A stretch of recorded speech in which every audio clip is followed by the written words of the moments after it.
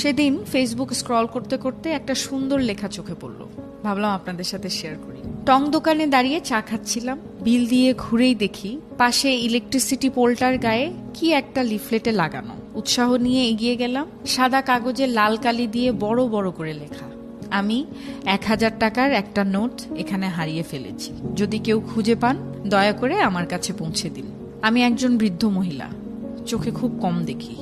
তারপর নিচে একটি ঠিকানা দেয়া, ঠিকানাটা কাছেই, হাঁটা পথে মিনিট 5 হবে। কৌতূহল দমন করতে না পেরে আমি খুঁজতে খুঁজতে গেলাম সেখানে। একটি জরাজীর্ণ টিনের ঘর, উঠানে এক অশীতিপর বৃদ্ধা বসে আছেন।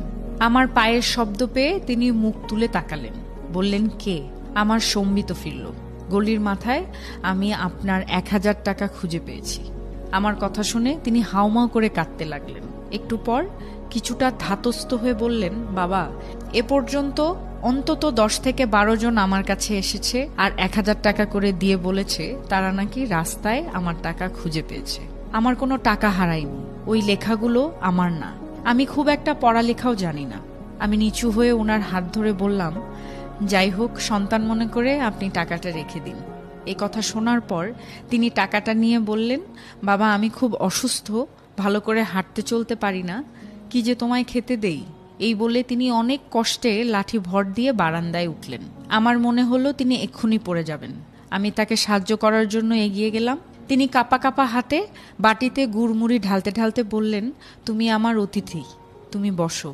আমার পেটে একটুও ক্ষুধা ছিল না, তবুও কিছুটা বৃদ্ধার আন্তরিকতায় মুগ্ধ হয়ে বাকিটা তার সাথে আরো খানিকক্ষণ গল্প করার লোভে ধীরে ধীরে গুড়মুড়ি খেতে লাগলাম। কথায় কথায় জানলাম এই পৃথিবীতে আপনজন বলতে উনার কেউ নেই। আগে ভিক্ষা করতেন, কিন্তু অসুস্থ হবার পর আর বাড়ি থেকে বেরোতে পারেন না।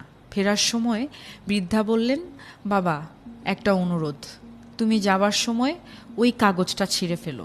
আমি উনার বাড়ি থেকে বের হওয়ার সময় মনে মনে ভাবছিলাম, সবাইকে উনি বলার পরেও কেউ কেন কাগজটি ছেড়েনি। আর ভাবছিলাম ওই মানুষটির কথা যিনি ওই নোটটি লিখেছেন।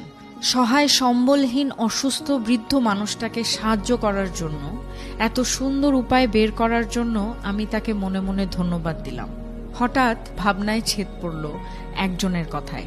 এই যে শুনছেন, 40 ঊর্ধ্ব এক ভদ্র মহিলা আমার দিকে এগিয়ে এসে বললেন, এই ঠিকানাটা কোথায় বলতে পারেন? একটু আগে আমি রাস্তায় 1000 টাকার নোট পেয়েছি, এটা আমি ফেরত দিতে চাই। ঠিকানা দেখিয়ে সামনে এগোলাম। কখন জানি আমার চোখ দুটো ভিজে উঠেছে ঠিকই। আকাশের দিকে তাকিয়ে আমি বিড়বিড় করে বললাম, এভাবেই বেঁচে থাকুক আমাদের মানবতা।